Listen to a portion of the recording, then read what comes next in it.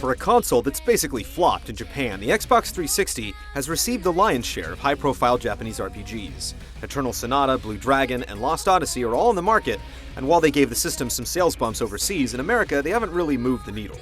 Tales of Vesperia is looking to change the trend, and caused a complete sellout of the console in Japan.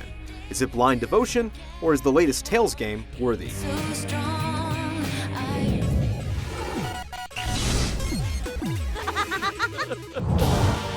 Vesperia begins with a young man named Yuri tracking down a Blastia thief whose actions have wreaked havoc on the lower quarter of the imperial capital. Refusing to adhere to the established law, Yuri's decision to take matters into his own hands lands him in jail. During his breakout, he rescues a young woman named Estelle, a sheltered noble living within the castle, who agrees to accompany Yuri on his quest to recover the stolen Blastia, allowing her to explore the world beyond the confines of her palace life. What starts off as a simple adventure quickly becomes a complex plot intertwined with the machinations of the Empire and its struggle within the various guilds of the world. Don Whitehorse, please listen to me. This is some sort of trap. Vesperia's plot won't turn any heads, but the heart of the game's narrative lies with the individual stories of the main characters. While many of the stereotypical anime archetypes are present, the characterization never lays it on too thick and surprisingly caters to a more Western audience. Just 'cause we're women doesn't mean we're weak. Most players will find themselves torn between loyalties, as several plot twists reveal the various character flaws each hero struggles with. In particular, Yuri's actions later on in the game will test the threshold of some players' morals. It takes a while for things to pick up, but it never becomes too convoluted that it's difficult to follow. It's fantastic storytelling, using smaller plot points that eventually unravel the true face of the tale. There! That's the last of them!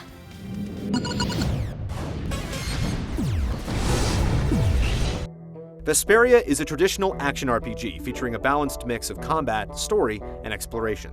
Players will spend the majority of their time traversing the vast world of Terca Lumeris, comprised of numerous towns, landmarks, and dungeons. The various regions of the world are connected together via a massive overworld, with players journeying abroad primarily on foot at first, and later on via other modes of transportation.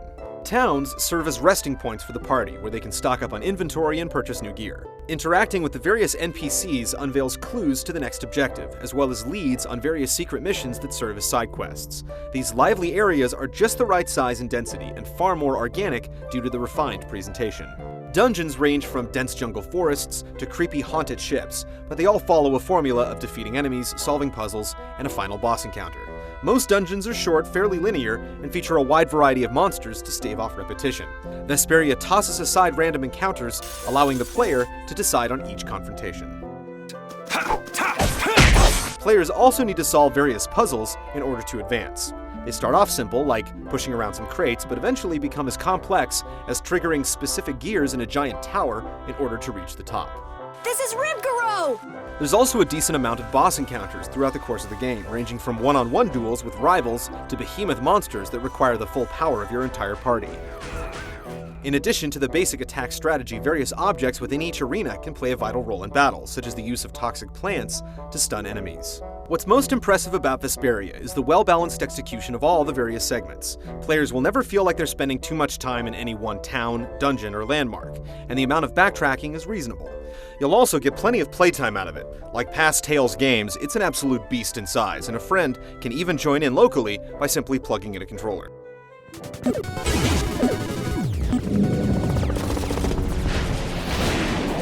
When not off exploring towns or other landmarks, players will spend the bulk of their time engaging monsters on the world map or in dungeons. Vesperia utilizes an evolved form of the Tales of the Abyss combat system. Essentially, players control their characters within a fixed battle arena, with the ability to move two-dimensionally by default, but with the option to free roam anywhere by pressing and holding down a button.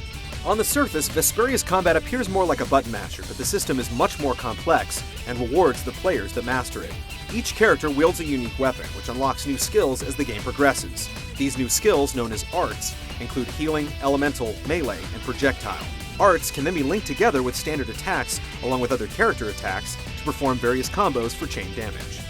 Battle conditions vary slightly depending on how the character engages the enemy, and it also forces players to consider attack patterns, as enemies can be more vulnerable to standard attacks, ground-level attacks, or aerial attacks. Defensive maneuvers such as blocking and dodging are crucial to avoid devastating combos. More advanced skills and techniques become available later in the game, such as fatal strikes.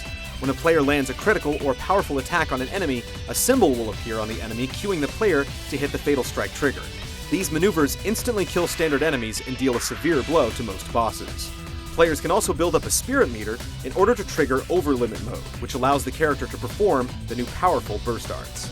Depending on the difficulty setting, the level of strategy and skill varies greatly, and the scalable nature provides accessibility to almost any level of player. Regardless, mastery of the various abilities is necessary in order to complete the game, as button mashing will not get it done. Combined with the various attribute and equipment settings, Vesperia provides an incredibly deep battle system. Come to me.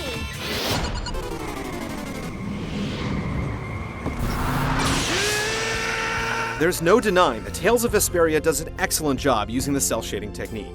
Vibrant colors, rich details, and impressive environments construct what can only be described as interactive anime. The problem is that the visuals are all over the place. Real-time anime and CG sequences are all utilized to tell the tale, but the game would have benefited from some focus. While the voice work is solid and mostly well written, there's only an English dub available. Those looking for the original Japanese voices are out of luck. You won't last long if you go screaming in a spot like this, your ladyship. The soundtrack ranges from soothing melodies to epic scores, and each track complements the stunning environments they accompany. Vesperia features rich characters, a well-balanced, deep combat system, and impressive presentation. In fact, it's hard to find many faults with it. What holds it back from being a must-own is that it's all too similar to past games in the series. We simply have a hard time telling someone to buy Vesperia over, say, Tales of Symphonia, which can be had on the cheap. Sure, the graphics are improved and there are tweaks to the combat, but the overall experience feels basically the same. Still, for those looking for 40-plus hours of quality action RPG for $60, this latest tale is well worth telling.